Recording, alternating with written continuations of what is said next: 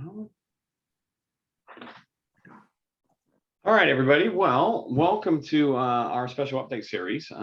We have Sunrise Corvallis with us today, and they're going to be talking about the Corvallis Green New Deal. So Sunrise Corvallis is our local chapter of the Sunrise Movement, which is a youth-led movement to stop climate change and create millions of good jobs in the process. Sunrise Corvallis has been focusing on applying Green New Deal principles at the local level, focusing on equitable climate policy and a stable economy. And members Robin, Nathan, and Carly will be presenting today. So that's enough out of me. Robin, I'm going to hand it over to you, and you are on deck. Yes, thank you, Simon. So hello, thank you for attending today to hear about the Corvallis Green New Deal and how it relates to business in Corvallis. We're going to be having a Q&A at the end, so if you could save questions and comments until then, or dropping them in the chat is fine as well. We are going to be beginning with a land acknowledgement. We owe this moment in time to all the generations that have come before us. Our work, which is the work of justice, cannot exist without truth. We begin today by acknowledging the truth that the land we stand upon now is the sacred ancestral lands of the Marys River or Ampani food bands of the Kalapuya, who have honored, stewarded, cared for, and lived off these lands for millennia. Following the Willamette Valley Treaty of 1855, Kalapuya people were forcibly removed and disenfranchised from their homelands to reservations in Western Oregon. These harms have not been redressed. It is impossible to separate our current climate crisis from the foundation of colonialism, white supremacy, and genocide on which Oregon and the United States were built and continue to be built. And it is imperative that decolonization and Indigenous liberation are foregrounded in our collective struggles to achieve climate justice. Today, living descendants of the Kalapuya people are part of the Confederated Tribes of Grand Ronde and the Confederated Tribes of the Siletz Indians. We honor their elders, past and present. Please pause for a moment to consider the ways in which colonial migration, settlement, violence, conquest, and displacement have impacted people, past and present, and to reflect upon the historical legacies of the lands we currently occupy.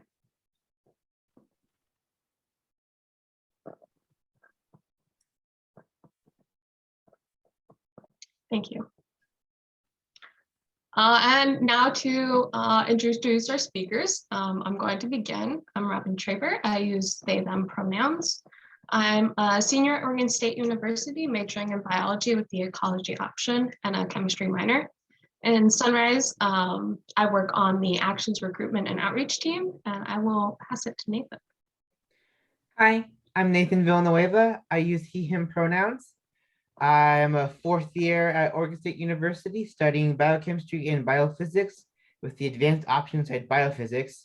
And I am also a part of the actions recruitment outreach team from Sunrise. And I also help write policies for the CG&D or the Corvallis Green New Deal. And Carly. Yes. Hi, I'm Carly. I use she, her pronouns, and I'm also a senior at Oregon State studying environmental policy and environmental agriculture. In Sunrise, I also work on the actions recruitment and outreach team, as well as writing policy for the Corvallis Green New Deal. Okay, so a real quick run through of our agenda for today.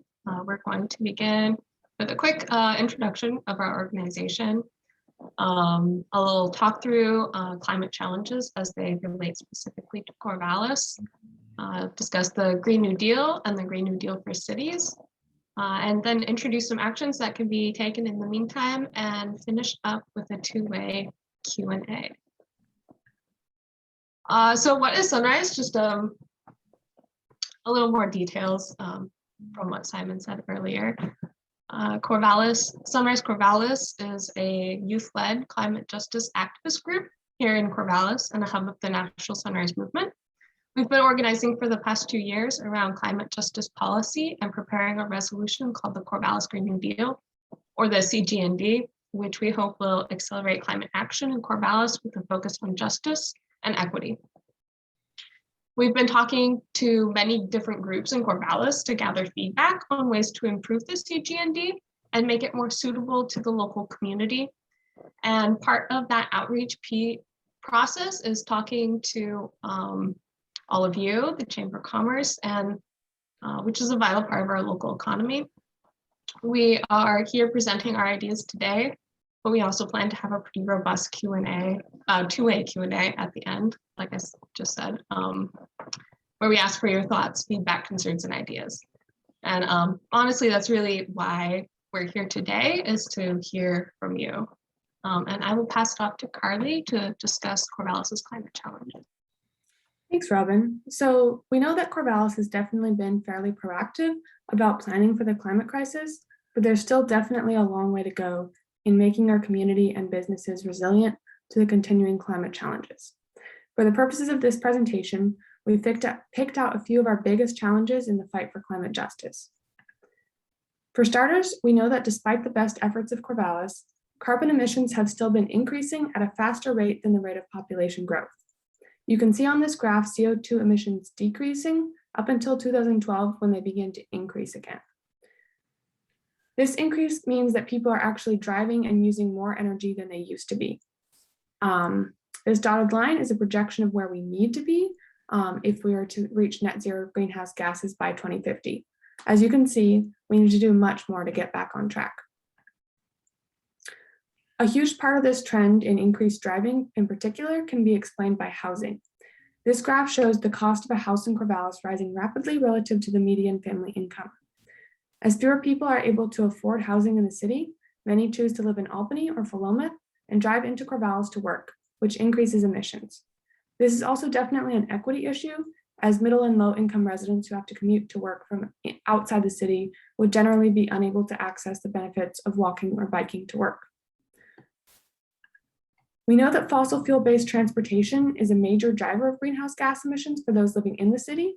And we know that in a city like Corvallis, biking and walking is one of the best ways for people to get around carbon-free. Unfortunately, Corvallis is not actually a super safe place to commute by bike. In a study of vehicle on bike crashes in Oregon's 20 largest cities, Corvallis actually had the highest crash rate in the state. We know that the danger of being hit by cars disincentivizes people from using their bikes, and these shares and inconsistent bike lanes do very little to actually help with this. So one of the trickier challenges that Corvallis faces is our energy efficiency. The reason why is 52% of Corvallis residents are renters, which means that generally they cannot invest in energy efficient or clean energy options in their homes. We know that landlords don't have sufficient incentives to weatherize their properties, which is particularly a problem in older houses that they aren't very energy efficient. High energy costs will increasingly burden people as the climate crisis leads to more extreme weather events, disproportionately impacting low income and other vulnerable communities. Currently, a quarter of Corvallis' population is living in poverty, and many of these folks are burdened by housing and energy costs that are unable to access heating and cooling altogether. For one of our challenges are the fires surrounding us. Our most vulnerable communities are those experiencing houselessness. We continue to bear the brunt of the smoke and extreme weather. As we saw in the last year wildfires, and we continue to see this summer, Corvallis is surrounded by a highly flammable area, and we can anticipate a need for more shelter from smoke and extreme heat. We can also anticipate influx of climate refugees, putting a further strain on our housing supply and public infrastructure. For all of these challenges that Corvallis faces, we need to take rapid action to be prepared. But it's not all doom and gloom. As Robin said before, Corvallis is an incredibly dedicated community of activists, policymakers, and business owners who have made some huge strides in climate actions in the past. The Corvallis Green New Deal is not intended to overlook or ignore the work of others, but instead is meant to build on the existing climate action plan with new urgency and a special focus on justice. With all this being said, I'd like to turn it over to Robin to talk more in detail about the Corvallis Green New Deal.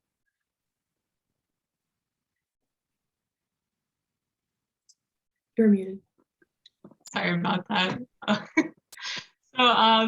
The Corvallis Green New Deal is a resolution written by Sunrise Corvallis that aims to support federal and state efforts for a Green New Deal while simultaneously pushing forward tangible actions that can be taken by the city to strengthen its climate action pursuits. There are 6 primary goals of the Corvallis Green New Deal, which are similar to the goals of the federal Green New Deal, but modified to better fit the needs of Corvallis. The first goal of the CGND is to secure clean air and water, climate and community resiliency, healthy food, access to nature, and a sustainable environment for all the people of Corvallis for generations to come. The second goal is for the city to work internally and with other levels of government to ensure continued ample funding and accountability in pursuit of the goals of the CGND. The third goal is to follow the lead of the city's climate leadership group and commit to both having greenhouse gas emissions by 2030 and reaching net zero greenhouse gas emissions by 2050, supporting this net zero transition within the Corvallis community by transforming and reimagining the systems in which residents live, work, and play. Fourth, the city will ensure a just transition by investing in stable, well-paying green jobs, especially in vulnerable communities, supporting job training for those transitioning from extractive industries, and protecting labor unions. Fifth, the city will invest in the people of Corvallis and the sustainable growth of our economy through low carbon, climate resilient, and equitable infrastructure in order to prepare for increasing climate disasters and a foreseeable influx in climate refugees. And finally, the city will promote justice and equity by stopping current, preventing future, and repairing historic oppression of Indigenous peoples, communities of color, migrant communities, the poor, low-income workers, women, the elderly, the unhoused, people with disabilities, and youth, hereafter referred to as frontline and vulnerable communities. We just want to acknowledge that these goals are incredibly broad and ambitious. We know that. But we also know that the transition described by those goals is not only completely possible, but also absolutely necessary. Our generation is fighting for a livable future, and we need those currently holding power to act as ambitiously as the moment requires. And with that, I'll hand it over to Carly to talk about the Green New Deal for cities. Yeah, thanks, Robin. So with that in mind, the first action within the Corvallis Green New Deal is to formally endorse the Green New Deal for Cities Act of 2021 and call upon Representative Peter DeFazio to co-sponsor the bill. The Green New Deal for Cities is a federal bill proposed by Representatives Cori Bush and Alexandria Ocasio-Cortez to ensure that every city has a federally funded Green New Deal. It provides a $1 trillion investment directly into cities most impacted by the crisis so that they can build back stronger. It will give local governments like Corvallis the funding needed to create good-paying union jobs, invest in low-carbon infrastructure, improve environmental quality, and promote justice for all frontline and vulnerable communities. An investment like this would have a powerful impact on business owners like yourself, many of whom are struggling from the ongoing pandemic. The Green New Deal for Cities will provide investments that stimulate the economy and support green job growth. It would build climate resiliency, providing a buffer against the harsh economic impact of heat waves, smoke exposure, and other natural hazards. Taking these steps will protect small businesses and frontline communities. Currently, the Green New Deal for Cities has 35 co-sponsors and needs 218 supporters to pass. We recognize that right now Congress is not in a very strong position to make big progress and may not be able to pass bold legislation like the Green New Deal for Cities. So with that in mind, we've outlined several steps that Corvallis can take immediately, even in the absence of federal funding. So while we wait for that, Corvallis can set the example. Well, for the sake of your time, we've chosen only 4 examples of concrete actions that we can take that will support the community, small business, and we will go over each of them in detail. So our first example is addressing the transportation sector. The innovations in the transportation sector means increasing accessibility and safety for pedestrians, bikers, skateboarders, and scooters. The image on your left shows a two-way separated bike lane in Vancouver, which is a barrier from cars and is distinct from the sidewalk. This gives people riding bikes, skateboarders, scooters, and even rollerblades more visibility and access. It makes driving less stressful because there is no longer have to navigate bikes on the roadways.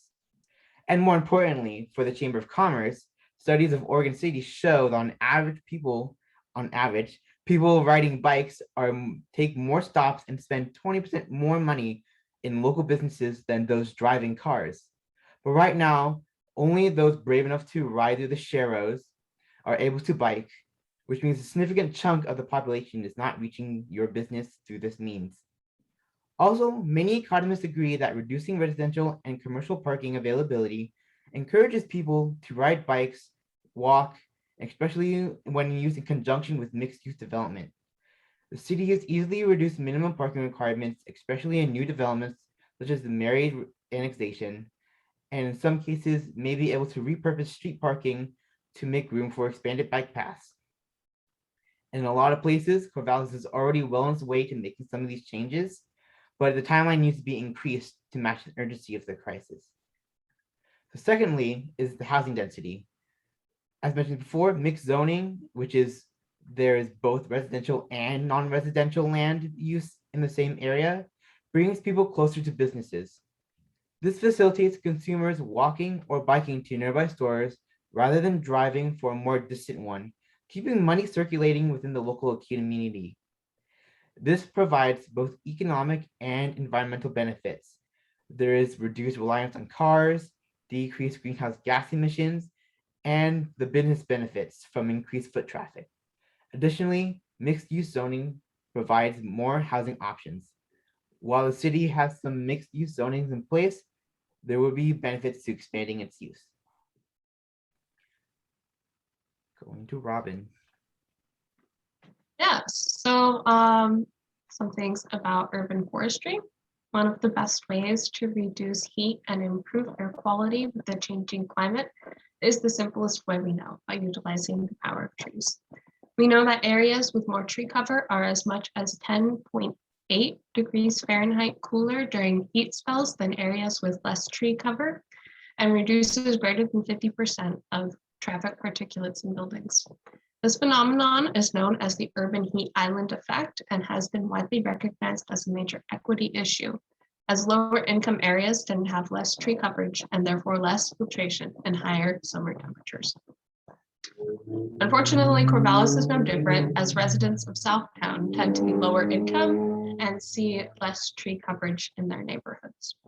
This deprives residents of the mental, physical, and social benefits of green space, such as reduced stress, increased health, and increased productivity. One of our members of Sunrise Corvallis has been having conversations with Corvallis's urban forester about how to address this issue.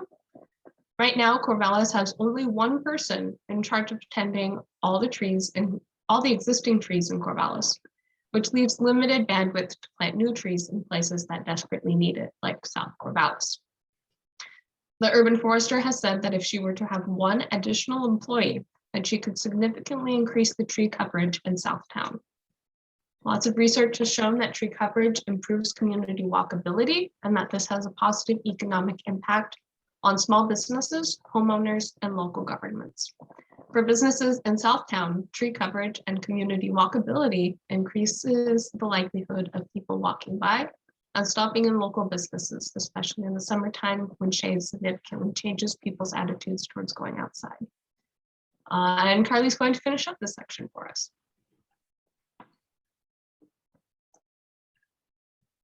So another large portion of Corvallis's emissions comes from heating and cooking, which is largely fueled by so-called natural gas, more accurately referred to as fracked gas.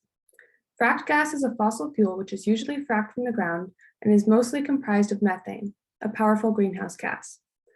Until recently, scientists believed that burning gas produces fewer emissions than burning coal, but the recent IPCC report has made it clear that the methane leakage rate is much higher than previously believed, and the total warming potential of fracked gas is approximately equivalent to that of coal. This means that it is extremely important for the sake of our climate to rapidly reduce methane emissions and reducing the use of fracked gas in our homes is one of the best places to start. We propose that the city place a moratorium on new fracked gas hookups. This means that every new house or building under construction will be built with electric heating rather than gas heating. This is a really easy way to reduce future emissions and reduce the cost of heating at the same time. Not only are gas furnaces more expensive than electric, but the cost of gas itself is projected to continue increasing as the shift away from fossil fuels reduces demand. Just to be clear, this moratorium would not penalize people who already have gas heating in their homes or businesses. There are already resources in place to support those who wish to electrify their residences. However, we do want to strongly prevent the use of new natural gas going into homes because it really makes people dependent on that fossil fuel for many years into the future if they install a new hookup. We are pretty curious about businesses' reaction to this proposal in particular, especially restaurants, since there is a popular sentiment that cooking with gas is better. It's possible that this moratorium could contain an exemption for qualifying commercial kitchens, but we do want to know what businesses think of this and if it seems like a problem. But yeah, pass it over to Robin. Yes, so our next steps right now, we have a pretty solid draft of the Corvallis Green New Deal, which can be found on our website, which is listed on a later slide. We're looking to gather more feedback from stakeholders and to integrate that feedback into our resolution. Once we've gained as much feedback as possible, we will propose the CGND to the City Council. So this brings us to the final stage of this presentation, our two-way Q&A. But first, I just wanted to thank you all for listening. So we have a few questions on the slide for you, and we'd love to answer any questions that you have. So what do you see as the strengths and the weaknesses of the CGND? Are you concerned about the impact of the climate crisis on your business? And if so, what actions do you want the city to take in response? And is there anything we did not mention that you feel should be included in this resolution? And of course, any other questions, comments, concerns? And as noted at the bottom of the slide, Sunrise Corvallis will also be providing an anonymous feedback survey for if you aren't able to or don't wish to do so during the Q&A. And I believe there's a slide with our contact information as well. Yes. Yeah, any questions for us or comments or concerns? Yeah, okay. I'll start by asking a question. It was a question that we were asked initially when we first put it out, and it was along, and I'm paraphrasing here, but it was along the lines of, okay, so this is Corvallis specific, and in the vein of, obviously we have to start somewhere.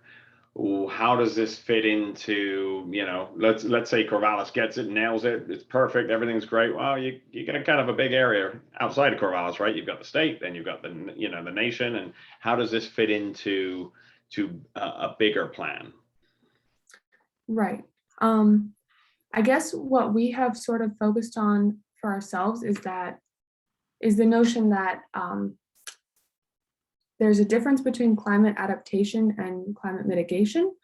So mitigation means reducing greenhouse gas emissions, and adaptation really refers to how local communities build resiliency within their own population.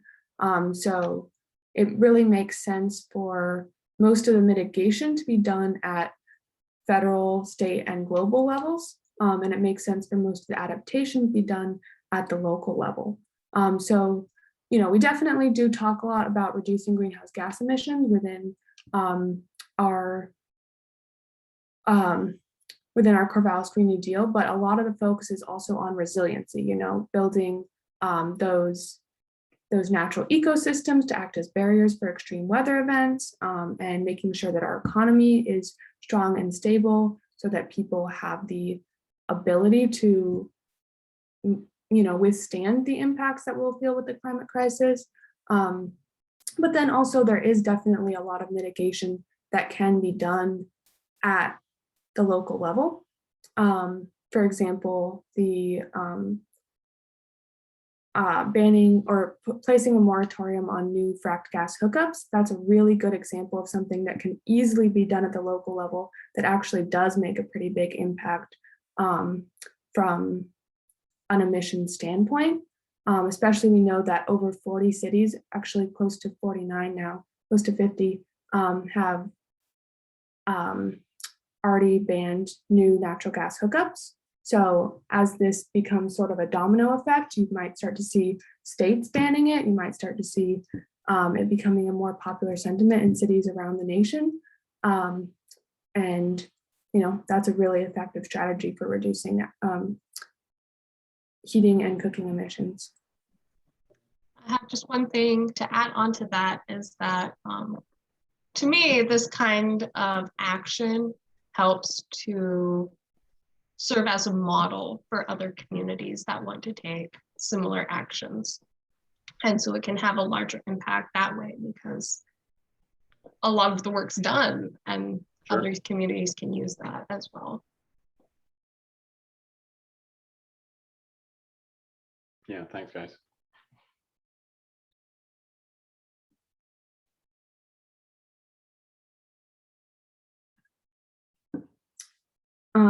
Did anyone have any comments on, like, for example, the strengths and weaknesses of the Corvallis Green New Deal?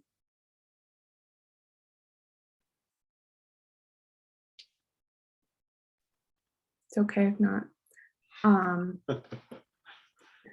We have two business owners here today, it looks like, or business people. I'm curious about the second question, if you're concerned about the impacts of the climate crisis on your business.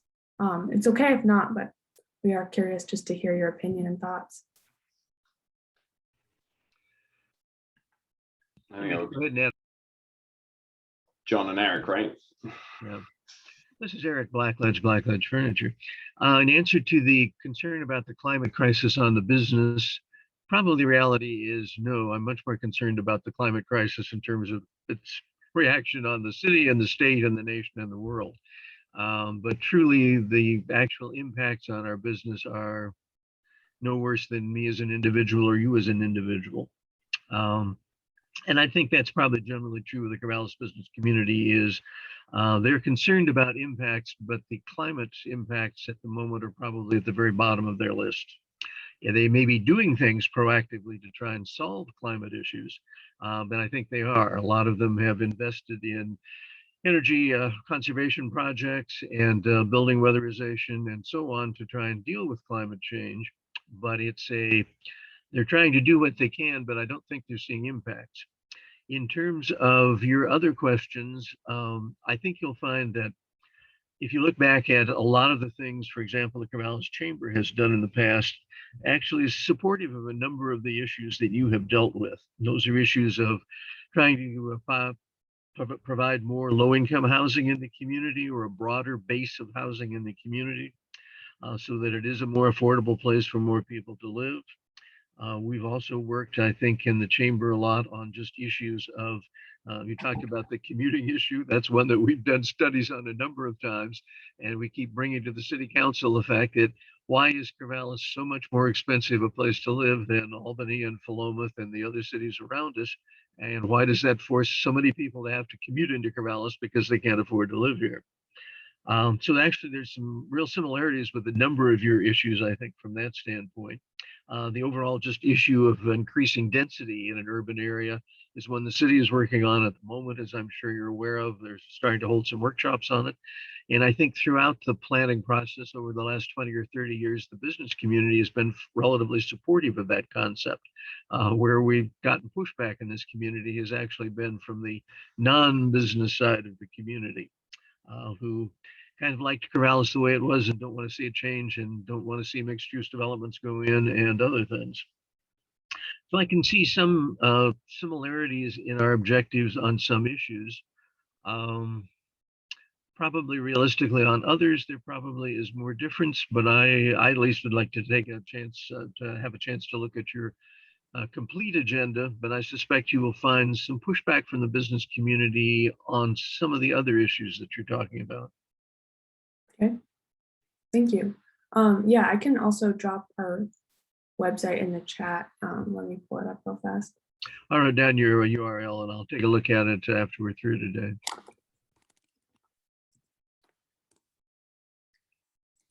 Yeah, this is in the chat. It's hard to put the chat up while sharing screen. There you go. And yeah, our full resolution is on there right now. And it's still, there's still like a couple things under edit right now, but it is pretty much a completed draft at this point. But yeah, thank you so much for your comments, Eric. We do appreciate hearing like the ways in which we have consensus. That's really good to hear. John, did you have some thoughts? I don't want to put you on the spot. And you could share them later if you need to.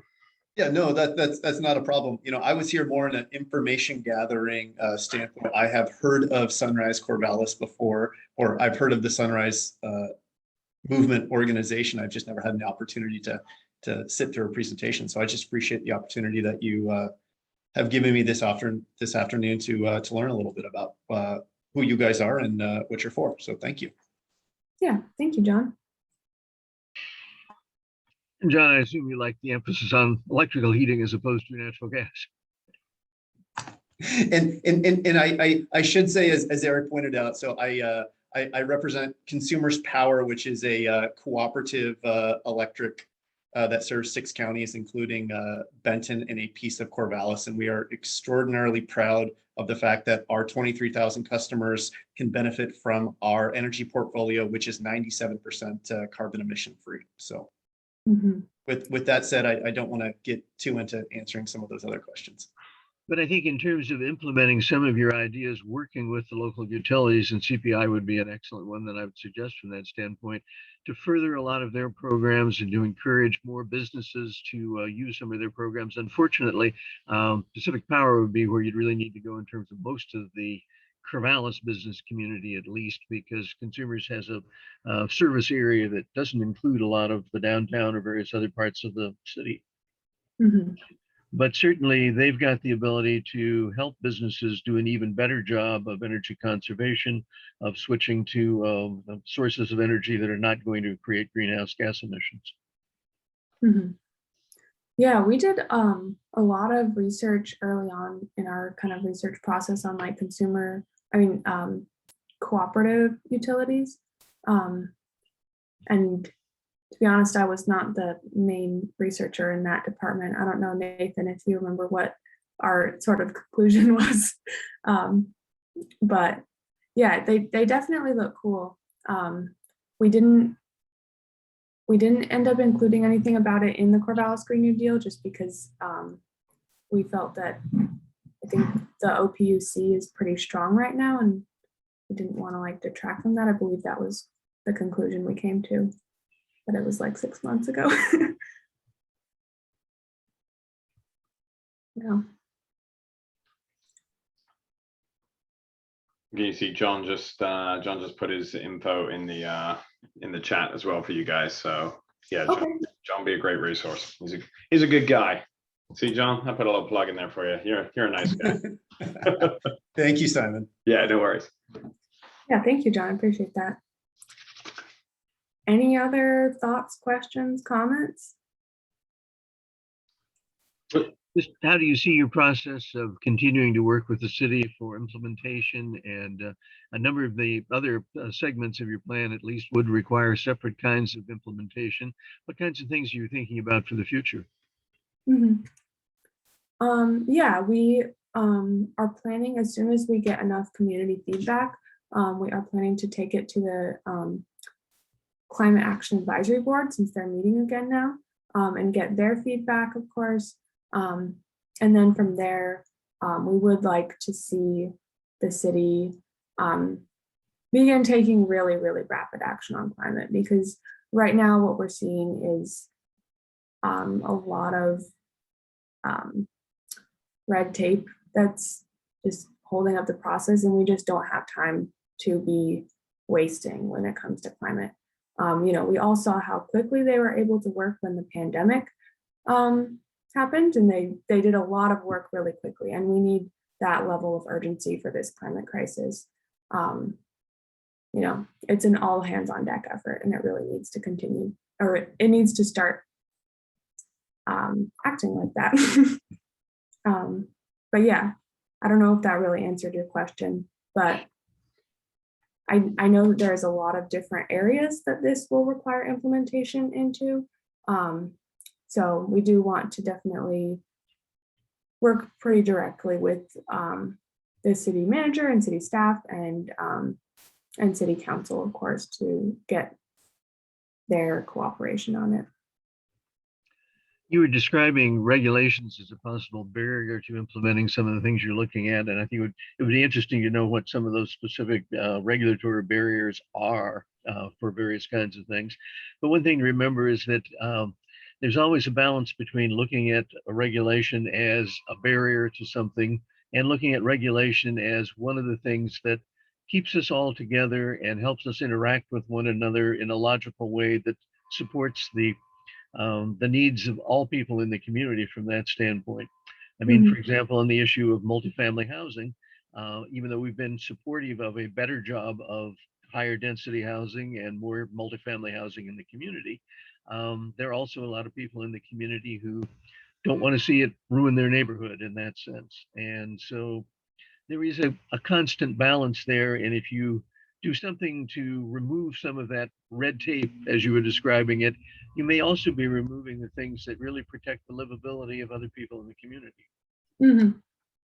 Yeah, I mean, I guess I'm not advocating for like the removal of process. I guess I'm just advocating for more of a sense of urgency, because if you attend a lot of the meetings and stuff like that, you don't get the sense that people are really pushing hard on the climate crisis, and we want them to be really pushing hard, even within the confines of those sort of like procedural elements. And I agree, overall, climate change concerns are not moving as quickly as I would like to see either. I've been working on a climate bill, a climate carbon bill at the federal level, and we don't even seem to be able to get the Congress to be able to be supportive of something like that. Even such simple things as raising the gas tax have so many political implications in terms of re-election that the Congress won't touch it with a 20-foot pole. So there are a lot of practical barriers and political barriers to moving ahead on climate change legislation in general. Yeah. And I think that's definitely part of the reason that we've focused like local, just because there's a lot less political money in the way. And we know that, in federal Congress, a lot of the reason that climate change legislation can't get passed is because of all the lobbying and fossil fuel money in there. And at the local level, we definitely don't see that to nearly the same extent. So we can kind of take leadership on a more democratic way. So that's kind of why we've been focusing local. Hey, Carly, are you having issues? Maybe that's a wrong way to phrase it. But either way, are you having issues getting in front of those folks here at the city and local level, the county level, or is that something we can help with, or it's just ongoing? We were pretty successful. We did our initial outreach for our initial draft of the Corvallis Green New Deal. And we met with, I think, 5 out of 9 of them, right, Nathan? Oh, great. 5 out of 9. So they were pretty receptive to meeting with us. We're going to do a second round of outreach because we did our first round of outreach, did a lot of edits and implemented the feedback and everything. So now we're kind of having to go back and do a lot of the outreach again. But I mean, if you're willing to try and help us get them to meet with us, that actually would be pretty helpful, because some of them definitely don't like to respond to our emails. Well, but they don't like to respond to some of mine either. But yeah, absolutely. Yeah, I mean, again, there's going to be people who love this. There's going to be people obviously who do not love this. But yeah, I think if at least if you're not having the right opportunity to be heard, then I think that's definitely something we can facilitate. So yeah, that's obviously why we're doing this. So yeah, we'd love to. I appreciate that. Yeah, Thank no worries. And perhaps, Simon, we might even share some of the common objectives that we've had in the past. Yeah. So that they can refer to the fact that groups such as the Chamber have been supportive of some of these initiatives. Yeah, exactly. Yeah. Yeah, that would be perfect. Okay.